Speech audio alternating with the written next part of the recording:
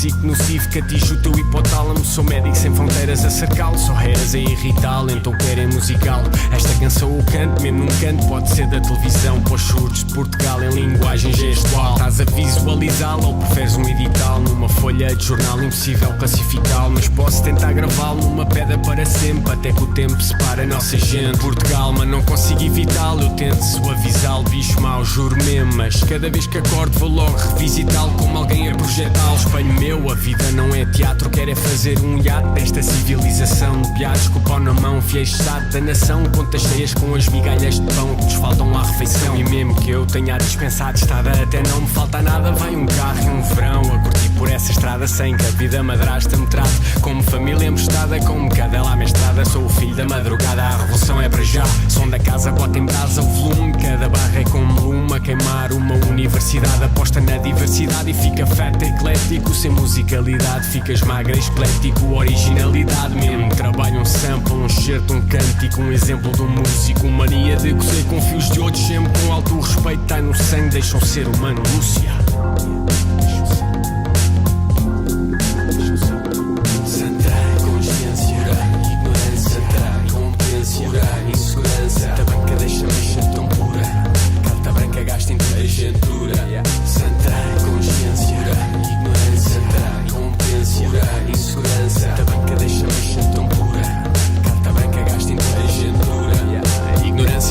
Musical, a explicação possessa em Portugal é quem conhece e não o potencial. Tens de ter o visual, a performance é playback, zero erros no tal, tecnicamente brutal. Filha da puta de Android, só estás a fazer batota e isso dói. Dread, roubas, passa a malta e isso mói, man. Voas bué de alto, um dia cais, Zé Fricazoide, isso passa, caga nisso. Mongoloide é que a cura está escassa, gasta-se guita, alimenta-se este monstro do sistema sem saúde. Graça, passa-se uma vida inteira à espera que nos saia a taluda e isso é uma farsa. Quem precisa agarra-se a uma dívida que multiplica a dúvida, então disfarça a desgraça.